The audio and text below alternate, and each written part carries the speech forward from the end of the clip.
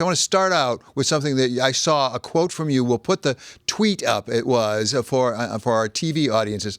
But the main thing was, I saw you said it would make Jim Crow blush. Explain what you meant by that. Well, thank you for having me on. We are in the middle of a redistricting cycle, of course, which occurs every 10 years. And our objective from the very beginning was simply fair maps that would allow the people of New York State the ability to choose the representative of their choice over the next 10 years to represent them in Congress for such an important time as this. Unfortunately, as a result of a flawed process that was put forth by the New York State Court of Appeals, we were stuck with a special master and a judicial overseer based in Steuben County who have conducted a process with respect to these maps that have left out the voices of downstate New Yorkers generally, and specifically communities of color. As a result, the draft map that was released on Monday degraded the Black population in 4 different congressional districts. The one represented by Greg Meeks, the one represented by Yvette Clarke, the one represented by Jamal Bowman, and the one that I currently represent, anchored in central Brooklyn. It also degraded the Latino population in the district currently represented by Congresswoman Nydia Velázquez, removing many neighborhoods that she has represented ably for 30 years. That's just the beginning, David, and it's highly problematic. So, Congressman, I can attest to the fact that there's a lot of confusion right now. A lot of us are scurrying to figure out what district we'd be in under these new maps. But I want to come back to the Jim Crow reference, because that suggests maybe there was actual racial animus. There was some intent here. Are you suggesting that? Because as you know perfectly well, the Supreme Court won't touch it if there's gerrymandering just for politics, but they will if it's an issue of race. Well, the current standard as it relates to race in terms of the Voting Rights Act, and in particular, Section 2, is not intent, but it's outcome. And what we've seen with respect to the New York maps is that the outcome is that the voices of communities of color and in districts that have long been represented by either African Americans or Latino members of the House have been decimated in this map put forward by an unelected out-of-town special master. So I'm not in a position to comment on intent, but I certainly can comment on outcome, and the outcome is problematic here, and anyone can see it.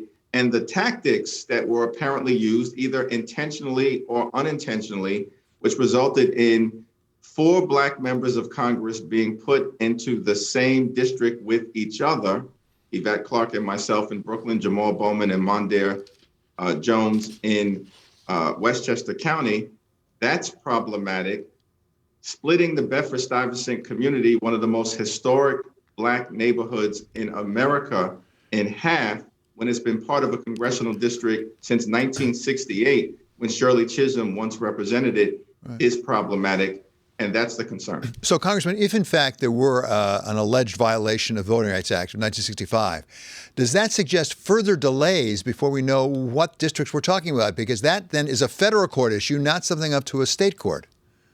Well, it's interesting because according to the New York State Constitution, the special master was supposed to do several things: respect federal law, respect the Voting Rights Act, respect communities of interest, and also respect the core of existing districts, none of which has happened. And in fact, many of the good government groups have even publicly said that the special master seemed not to have followed many of these constitutional dictates according to New York state law.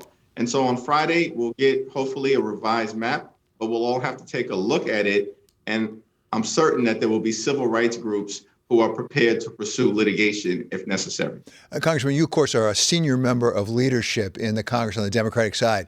I wonder what the challenges are right now for you in leadership, because one of the situations you referred to was Mondaire Jones, a Black new freshman congressman, actually, from Westchester County, now pitted against actually the head of the DCCC, Sean Patrick Maloney. And there are some that are suggesting that's something of a conflict of interest to have the head of the DCCC running against another Democrat. He declared quite quickly. Is the leadership going to have to get involved in that and perhaps even remove Mr. Maloney from his position?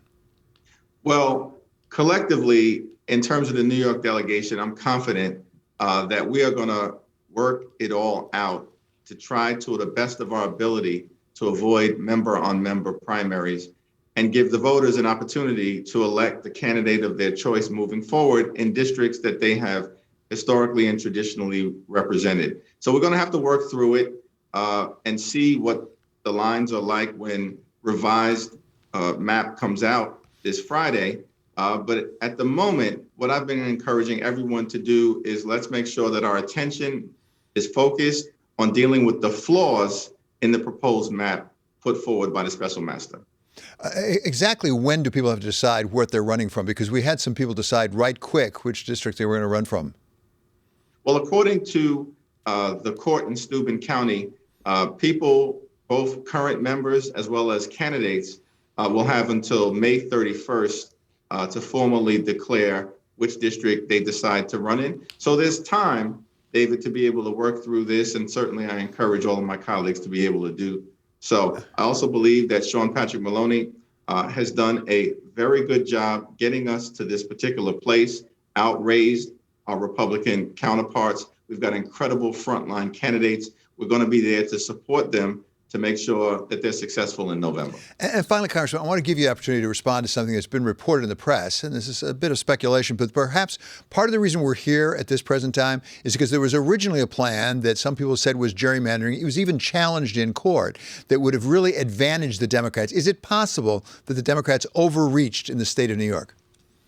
Well, I think that the Court of Appeals certainly overreached.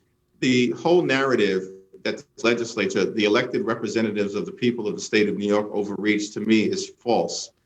You had the legislature pass a map by super majorities in both the Assembly and the Senate, signed into law by the governor. That was consistent with the constitutional requirement of a super majority in both houses. The fact that there were districts, I believe 22, where Democrats would have an opportunity to win. Under the current map right now, there are 23 districts where we had an opportunity to win. And in fact, in 2018, won 21 of those 23. So this was not a dramatic departure from reality. And it was very problematic that the Court of Appeals took away the legislature's ability to correct any flaws that it concluded existed, and instead assigned the ability to a special master who, of course, doesn't know the difference between Bay Ridge, Bedford-Stuyvesant, and Brighton Beach.